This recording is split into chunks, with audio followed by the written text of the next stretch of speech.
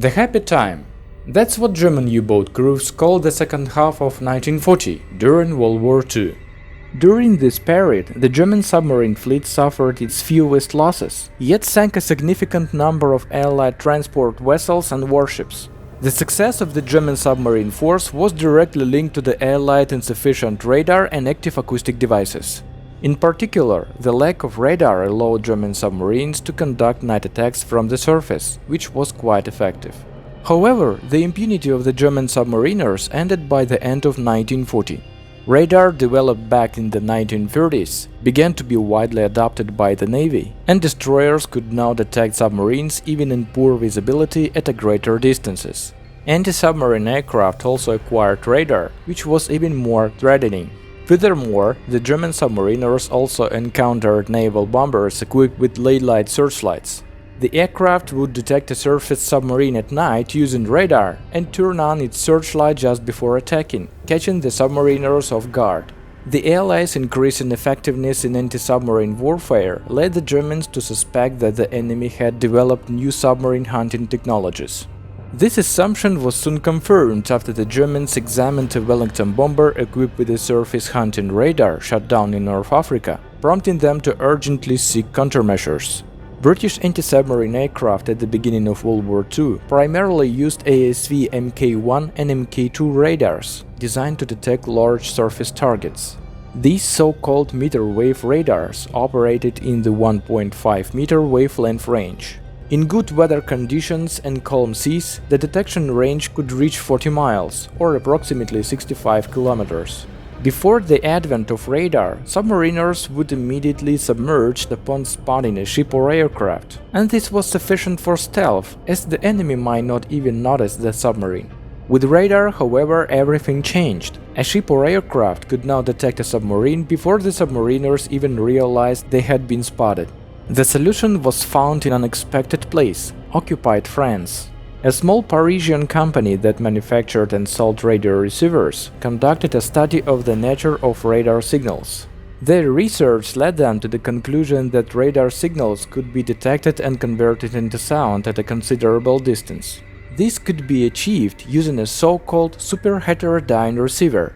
This device had a signal receiver in the form of an antenna and its own local wave emitter. When the radar signal and the waves from the emitter were combined, an electrical pulse was produced that could be directed to any indicator, such as a light bulb or headphones. The result was a device that could alert submariners that they had been detected by radar, giving them a chance to submerge before the enemy arrived. The Germans took an interest in this device, and after further development by the German company Telefunken in 1941, they introduced an improved device to the submarine fleet under the designation R600A Metox, a generic term for this type of device being a radar warning device. This device operated in the same range as the Mk1 and Mk2 radars.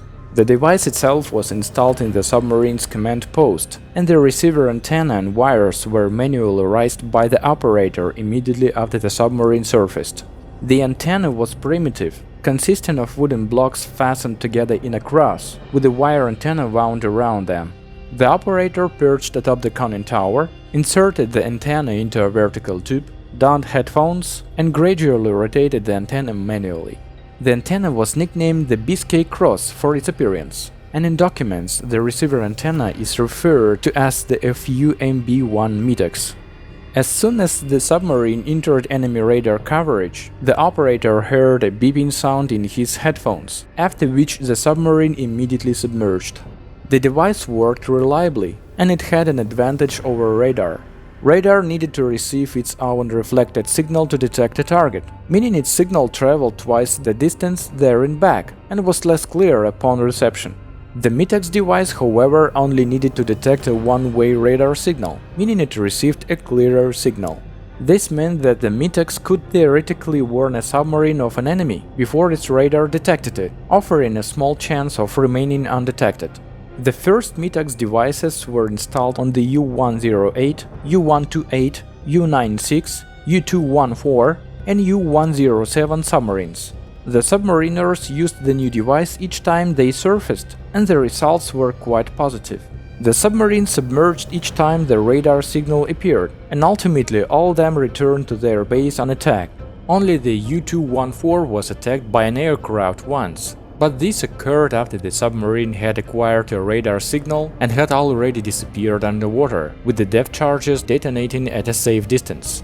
This device also had a drawback. It was impossible to determine the source of the radar signal, whether it was an aircraft or a ship. The device also picked up signals from friendly ships and even shore stations. The multiple signals complicated the operator's work and forced the submarine to submerge even when there was no danger. Furthermore, the antenna design was flawed, making it difficult to manually remove and lower each time. Despite its shortcomings, the Metox device was deemed effective, and other submarines began to be equipped with it. While at sea, German submariners learned to pinpoint the location of the radar source. The signal's volume allowed them to more accurately determine its direction and approximate range. The Germans planned to modernize the Metox device, but work on it was delayed. The fact is that in late 1942, the Allies regained the ability to read Enigma message and began receiving information on U-boat activity. Furthermore, a British pilot from a downed anti-submarine aircraft was captured by the Germans and reported that the Allies could detect Metox by its meter, although there was no confirmation of this. The Germans mistakenly believed that Metox was revealing U-boat locations and sent a message to all submarines at sea demanding they turn off Metox. After the Germans realized their mistake, work on upgrading the device resumed. In March 1942, the British developed a new H2S radar, a so-called centimeter radar, meaning a radar operating in a wavelength range of approximately 9 centimeters. The Metox radar detector could no longer detect this radar, rendering it useless. This device was replaced by an improved Nexus detector, which operated in the centimeter wavelength range, meaning it was tuned to the new Allied radars.